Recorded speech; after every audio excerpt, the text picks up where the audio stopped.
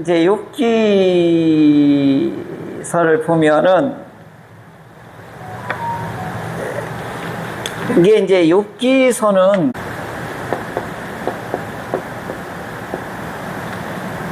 이게 하나는 시가서라고도 하고요, 지혜서라고도 분류를 다 포함이 돼요. 시가서는 앞에 부분은 산문체로 되어 있고요, 5분의 4는 다 운문체로 되어 있어요. 그리고 중간에 또 대화체가 있고, 그러니까 이 욥기는요, 구약 성경의 문학의 백미래요. 문학으로 친다면 최고의 작품이라는 거예요, 이 욥기서가. 왜 그래요? 이게 다 들어가 있는 거예요. 그런데 주제로 보면은, 주제로 봤을 때는 지혜서예요. 지혜를 굉장히 강조해요. 핵심은 지혜란 말이에요. 그러니까 욥기는 단순하게 신정론만이 되는 게 아니에요. 신정론은 뭐라고 그랬죠? 하나님 왜 악을 왜 가만 놔두십니까? 오늘 하박국이 지금 그걸 호소했던 거잖아요. 그러니까 자기 백성들이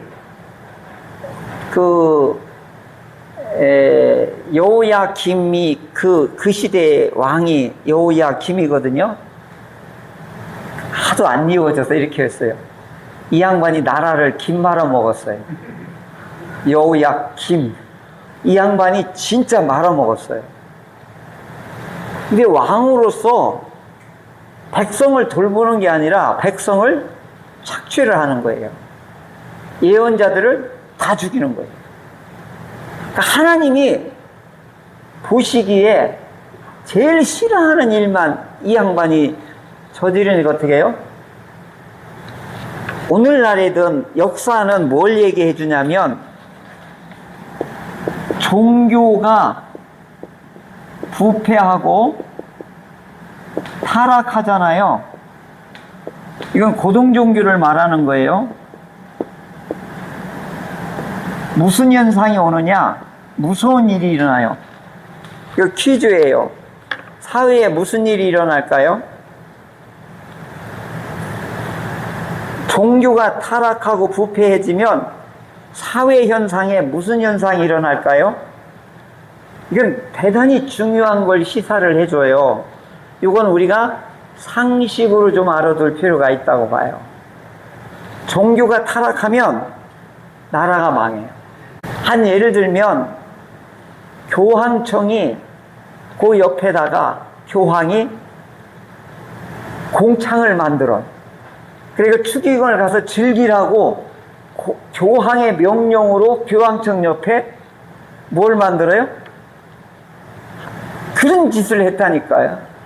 그걸 견디지 못해 폭발한 거예요. 그게 종교개혁으로 일어나는 거죠. 그러니까 답을 드린다면 윤리와 도덕이 같이 분기가 돼버려요. 그래서 사회가 극히 혼란스러워져요.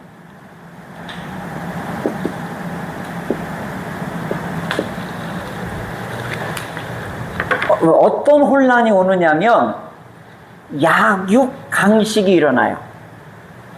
있는 자가 없는 자를 착취하고 박해하고, 없는 자들을 뭘로 하냐면 자기 권력이나 금권이나 이거에 따라서 뭘로 여기냐면 도구로 삼아버려요.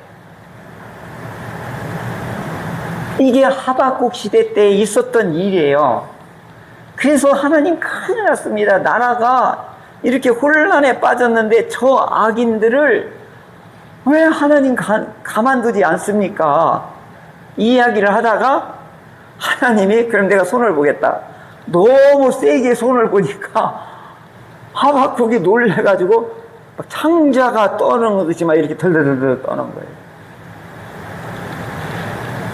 그러면 요때도 유다가 망할 때 바로 요런 현상이 일어났거든요. 그러니까 이제 예언서에 뭐라 하냐면 가난한 자의 여기 머리에 티끌까지도 착취해 간다고 그랬잖아요. 그러니까 어느 정도 착취해 갔는지 알죠. 그러니까 있는 자들의 형포가 너무너무 강한 거예요. 자, 이걸 오늘 우리 대한민국에다 이걸 한번 이렇게 대입시켜 보자고요. 다른 건 다 몰라도 있는 자들, 권력이 있고 돈 있는 사람이, 신분과 지위가 높은 사람들이 약자들을 돌보고 그들을 배려하지 않는 정책이나 이런 게 나오면 대한민국이 위험해질 수 있는 거예요. 그리고 기독교가 누구 편에 서느냐, 이것도 대단히 중요한 거예요. 강자 편에 쓴다고 하면 이것도 위험한 거예요. 왜요? 하나님은 누구 편에 쓰라고 그러죠? 약자 편에 쓰라고 그러잖아요. 강자들은, 있는 사람들은 약자를 어떻게 뭘로 취급해요? 도구로 취급한단 말이에요. 이게 자본주의가 극대화되고 자본주의에서 한 단계 더 높은 무시무시한 게 뭐라고 그랬죠? 이건 꼭 알아둬야 돼요. 신자유주의. 목사님 이런 거 몰라요. 어려워서. 몰라도 상관없어요. 근데 이것만 알아들어요. 신자유주의라고 하는 것은 있는 자가 마음껏 더 가질 수 있도록 자유를 내준 거예요. 무슨 말인지 알겠어요? 그 전에 자본론은 어떻게 했냐면, 많이 벌었으면 번 만큼 약자를 위해서, 사회를 위해서 그걸 베풀려고 했단 말이에요. 이게 자본주의의 아주 기본 이론이었단 말이에요. 근데 이걸 깨부셨어요. 그럴 필요 없다 이거요. 많이 가질 수 있게 만들어 놓은 게 이게 신자본주의, 신자유주의인데, 이게 도널드 레이건, 영국의 대처 수상하고 둘이, 영국하고 미국 둘이 꿍짝을 맞아가지고 신자유주의를 선포한 다음부터 다국적 기업이 일어나기 시작한 거예요. 다국적 기업은 공룡이에요, 공룡. 그 나라의 모든 걸요, 싹 훑어가. 이걸 정당화 시켜준 거예요. 그래서 이학준 교수는 막이래, 이게 막이래, 막이. 새로운 기독교 윤리학자가 새롭게 정의한 게 뭐예요? 우리들은 신자유주의하고 기독교는 싸워야 된다. 기독교 윤리하고는 완전히 적대감이에요. 이건 욕망을 마음껏 추구하라, 이 인리고, 그렇게 하면 안 된다, 우리는 얘기하는 것이고.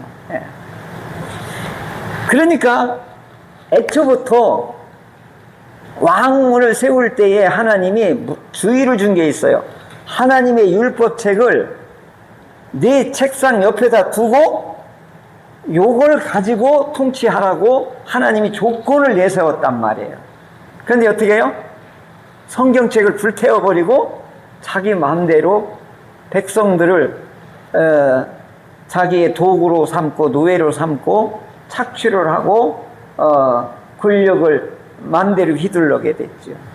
그래서 이 당시에 예언자들을 하나님이 많이 파송을 해요. 이 나라가 망하기 직전에 예언자들이 그때 대거 하나님이 파송을 해요. 어떻게 해요? 다 죽여요. 그러니까 하박국이 이 묵시로 들었다잖아요. 얼마나 세게 이걸 들었냐면, 참혹한 현상을 보니까 어떻게 해요? 요한 묵시록에도 보면 7년 대환란 뭐 이런 거 보잖아요. 이런 걸 보고 하박국이 어떻게 해요? 진저리를 치는 거예요.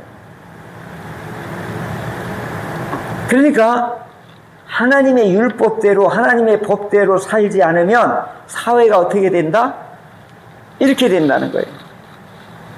어디서부터 타락하냐면 권력자로부터 타락이 돼요. 두 번째 어떻게? 돈 있는 사람으로부터 타락을 해요.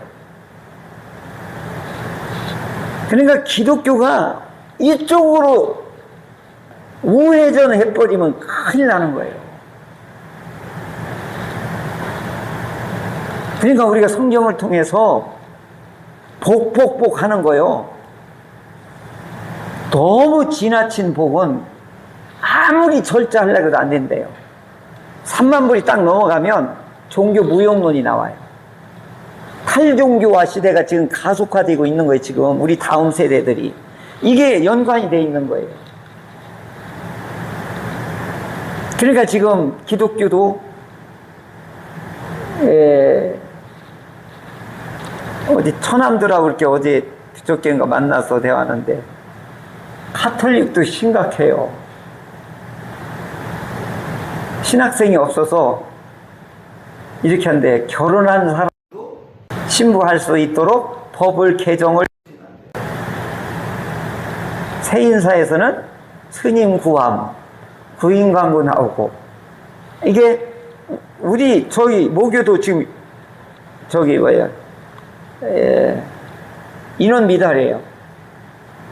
그리고 60대 이상이 60%예요.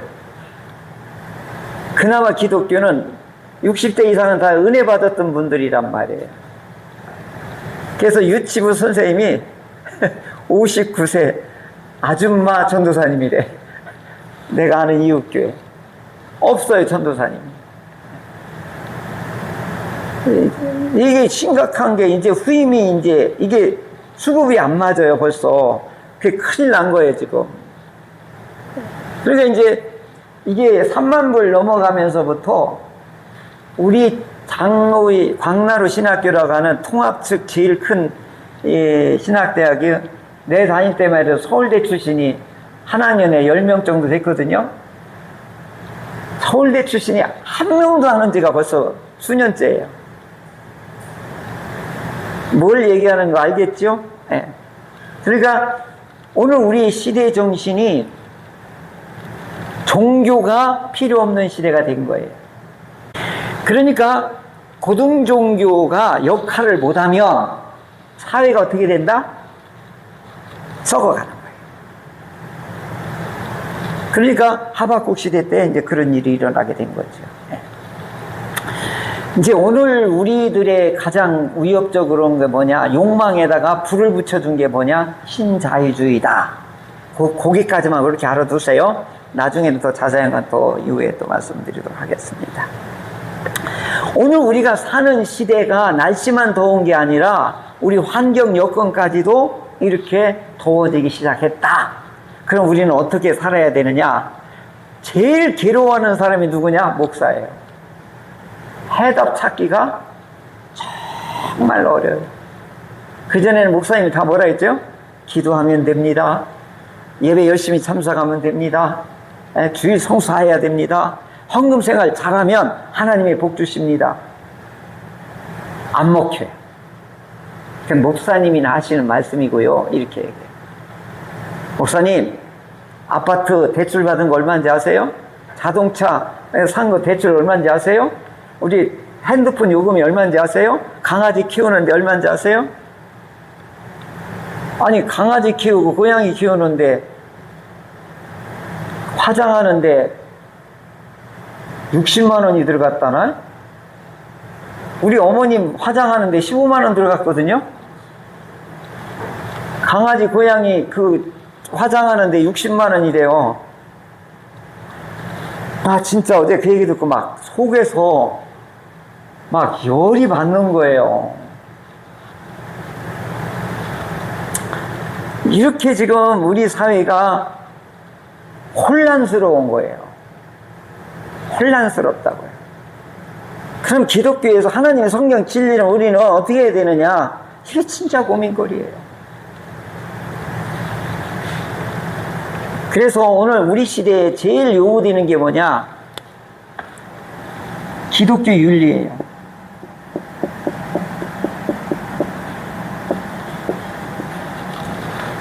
이걸 회복하지 않으면 우리 기독교 소망이 없어요. 다 똑같아요. 뭐예요? 다 잘 살아보세요. 그건 믿는 사람이나 안 믿는 사람이나 다 똑같은 가치관으로 가고 있어요. 근데 믿는 사람들의 가치관은 다 물질 욕망이 그것만이 전부는 아니잖아요. 여기서 오는 우리의 아주 극한, 신앙의 극한 어려움을 지금 겪고 있는 거예요. 그러니까 이제 우리의 환경 여건들은 또 어떻게 해요? 뭐 그렇게 열심히 뭘 해. 옛날같이 즐기면서 해야지. 이게 이제 또 살살 파고드는 거예요. 즐긴다는 게 나쁜 게 아니에요. 우선순위가 있어요. 우선순위가. 오늘 욥기에서 뭘 얘기하냐면 지혜를 얘기하는데, 이 욥기에서 우리가 이 지혜가 뭐냐? 28절 뭐라고 그랬죠? 여호와를 경외가 지혜라고 그랬잖아요. 그러면 이 경외를 뭐라고 했냐면, 이게 지혜인데, 지혜는 뭐냐? 삶의 기술이에요. 이렇게까지 해야, 우리가 과학적으로 해줘야 이게 또 이해하기가 쉽단 말이에요. 하나님을 경외하는 게 뭐라고요? 이게 지혜예요. 그럼 지혜가 뭐냐? 어떻게 살아가느냐는 기술이란 말이에요. 근데 기술의 핵심이 뭐냐? 우선순위를 선택하고 결정하는 거예요. 오늘날에 이게 진짜 어려워요. 우선순위가 뭐냐를 알고 그 다음에 우선순위를 결정하는 힘, 이게 지혜라고요. 이게 욥기서가 이제 이걸 제가 풀어갈 때 이거 얘기할 거거든요. 결론을 얘기하면 그래요. 오늘 욥이 다 잃어버렸어요. 하루아침에 다 자기 소유권은, 자식도 소유권이라 해서 다 죽었어요. 재산도 어떻게 해요? 그 많던 동방 최고의 갑부가 그룹이 완전히 다 무너졌단 말이에요. 그래서 그 소식을 듣자마자 욥이 어떻게 해요? 옷을 찢고 머리를 삭발하고 맨몸으로 땅에 엎드려서 어떻게 해요? 내가 나올 때도 이렇게 맨몸으로 나왔다. 그리고 어떻게 하죠? 태어날 때도 알몸이고 거듭하는 것도 하나님이시지 않습니까? 그러면서 이 욥이 뭘 주장하냐면, 인생의 주인이 누구냐 하는 것을 지금 말하고 있는 거죠. 뭐라고 하는 거예요? 하나님이 주인이시다, 이걸 얘기해줘요. 창조주 하나님의 것입니다. 이 소유는 그걸 인정하는 거예요. 너무너무 엄청난 이 충격에 의해서 어떻게 머리 상 밀고 옷 다 찢고 어떻게 해요? 살 소망이 없으니까 어떻게 해요? 하나님께 엎드리는 거예요. 하나님께서 창조할 때 제일 먼저 한 게 뭐예요? 질서를 하나님이 우리에게 선물로 줬단 말이에요. 혼돈과 공허할 때 뭐예요? 시간과 공간을 주시고, 어둠은 뭐예요? 빛으로 해가지고 이걸 낮과 밤을 갈렸단 말이죠. 그 다음에 하나님이 이 모든 게 좋으니까 이렇게 살아 라고 하면서 질서를 준 게 이게 아슈레의 복이란 말이에요. 여기서 누리며 살아. 그러면서 나는 창조자고 너는 뭐예요? 너는 피조물이야. 그러니까 우리 알콩달콩 잘 살아. 이게 토부야, 토부. 이게 질서란 말이에요. 그러니까 하나님이 주신 거예요, 다. 우리가 만든 건 아무것도 없어. 그렇죠? 이걸 욥이 뭐예요? 인정하는 거예요. 모든 창조권, 주도권, 통치권 주신 이도 여호와요, 거두신 이도 여호와요. 모든 것이 주께로 말미암아 나왔고 주께로 우리에게 주셨고 주께로 돌아가는 거야. 이게 사도 바울도 이 말을 똑같이 하는 거예요. 로마서 11장 38, 39절에. 자, 그러면 오늘 이 욥은 하나님 관계 속에서 하나님은 창조자고 나는 하나님의 종입니다. 이걸 어떻게 해요? 삭발하고 옷을 찢고 하나님 앞에 쫙 깨구리처럼 뻗어가지고 어떻게 해요? 하나님 앞에 이 무시무시한 이 고난 앞에 이런 자세를 취하는 것이죠. 자, 여기서 이제 지혜가 시작이 되는 거예요. 이렇게 우리가 엄청난 고난을 맞이했을 때 어떻게 해야 될 거냐. 이게 욥비가 이제 이걸 풀어내는 거예요. 이게 이제 지혜가 뭐라고 그랬어요? 하나님의 뜻이 뭔가를 알아가는 것이 이게 지혜란 말이에요. 그러면 지혜는 뭐예요? 이런 알아가는 과정 속에 기술이란 말이에요, 이게. 그래서 오늘 중요한 거 하나만 하고 마치려고 그래요. 전문 기술이 지혜인데 하나님을 알아가는 것, 그리고 그 뜻대로 내가 행동하는 것이 이게 지혜예요, 이게 지혜. 그러면 지혜가 발동되려면 신자유주의가 뭐지? 이걸 알아야 될 거 아니에요. 그러면 이걸 뭘로 이걸 비판하고 분석을 해야지? 근본 원칙이 있어야 돼요. 이 고난의 근본 원칙이 뭘 가지고 진단을 해야 될까요? 병리학, 진단학 이런 게 있어요. 병원에 가면 우리 권사님 같으면 양리학으로 해가지고 이 약은 어떤 원리에서 어떤 효과가 있다는 거, 이거 머리 터지게 공부를 하셔야 된단 말이죠. 이게 기준이 있어야 돼. 이건 율법이야. 율법서가 이게 기준이야. 삶의 근본 원칙을 바라볼 수 있는 것이 뭐냐? 율법서예요. 그 다음에 기술은 뭐냐? 성문서예요. 지혜서란 말이에요. 판단은 뭐예요? 율법을 가지고 이걸 기준 삼아서 지혜를 가지고 이게 판단과 결정을 하는 거예요. 이때 제일 어려운 게 뭐냐? 우선순위를 정하는 게 진짜 어려워요. 하나님이 기뻐하시는 일이 1번으로 선택해야 될까? 2번으로 선택해야 될까? 그러면 기준이 뭐라고 그랬죠? 원칙이 뭐라고 그랬죠? 어디로 돌아가면 돼요? 율법서로. 하나님을 사랑하고 내 이웃을 사랑하라. 이게 이제 대원칙이란 말이에요. 거기에 또 여러 율법들이 있죠. 그러면 이걸 가장 이 토부, 하나님이 질서를 공허하고 혼돈하고 어두운 이 하나님께서 질서를 탁 세워주고 아슈레이 행복하게 살아라 이렇게 줬단 말이에요. 이게 엉켰단 말이에요. 다시 원위치로 가버려서 어떻게 됐죠? 혼돈하고 공허하고 어두워졌단 말이에요. 그러니까 이걸 빛을 해서 밝게 하고 혼돈스러운 것들을 질서를 잡아가기 위해서 율법서를 줬단 말이에요. 율법을. 이걸 적합하게 이걸 사용하는 것을 지혜라고 하는 거지요. 근데 이 적합성을 뭐라고 하냐면 조화를 이루어야 돼요. 머리 아프죠? 그런데 이게 이제 고난이 오면 이제 어둠이 덮쳐버린 거잖아요. 혼돈이 내려 덮어버린 거잖아요. 어때요? 무질서가 덮어버린 거잖아요. 그때 욥이 제일 먼저 뭘 하죠? 뭘 관리를 하죠? 우선순위로? 여기 굉장히 중요한 원리가 있어요. 뭘 관리 잘해요? 입술로 하나님께 뭘 하지 않았다? 네. 왜 하필이면 내 입술을 얘기했겠냐 이거예요. 이 어려운 상황 속에서. 시편 141편 3편에 보면 내 입에 파수꾼을 세우시고 내 입술의 문을 지키소서. 이게 141편 3절에 이렇게 말하고 있어요. 잠언 12장 22절에는 거짓 입술은 여호와께 미움을 받아도 진실하게 행하는 자는 그의 기뻐하심을 받느니라. 20장 15절에도 세상에 금도 있고 진주도 많거니와 지혜로운 입술이 더욱 귀한 보배니라. 잠언 18장 7절에는 미련한 자의 입은 그의 멸망이 되고 그의 입술은 그의 영혼의 그물이 되느니라.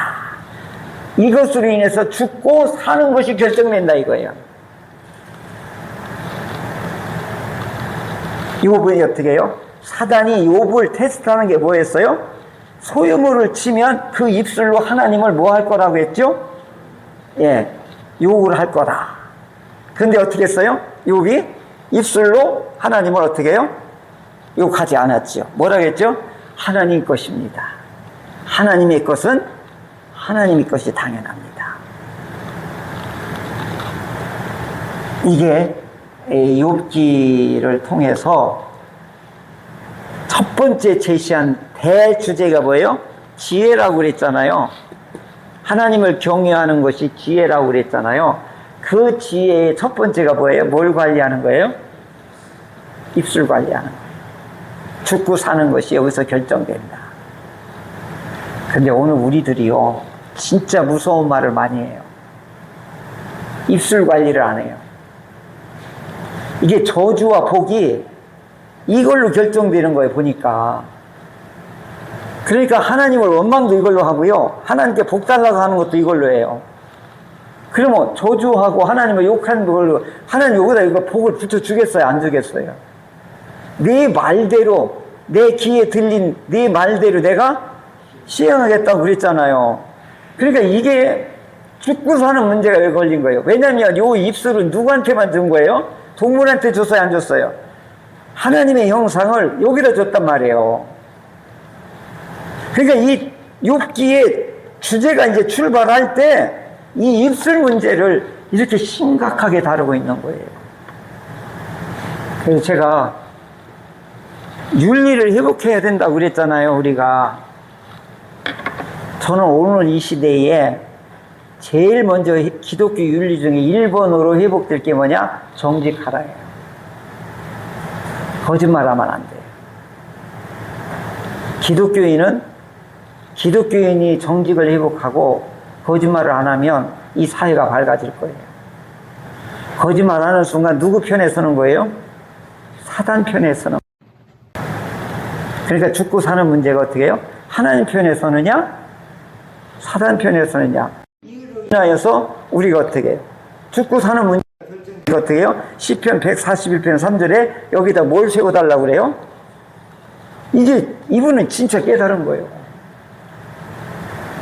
오늘 우리 정말 힘든 것 중에 뭐냐면 거짓말 안 하는 게 너무너무 힘들어요.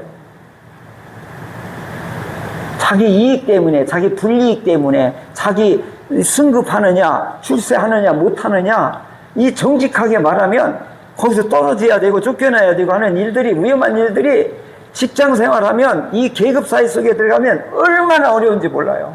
그럼에도 불구하고 그리 아니하실지라도 오늘날의 이 사회구조 속에서 거짓말 않고 기독교인으로서 신분을 유지한다는 것은 하나님의 복을, 하나님의 통치권을, 하나님의 이 주도권을 인정하는 것 중에 하나라고 봐요. 근데 이 세상은 그렇게 하지 말라는 엄청난 도전을 우리에게 쏟아붓고 있는 거죠. 다짐 한번 해볼까요? 거짓말 하지 말자. 자신 없죠? 그래서 입술이 더 크게 하자고요. 한 번 더 하자. 거짓말 하지 말자. 조금 더 세게. 거짓말 하지 말자.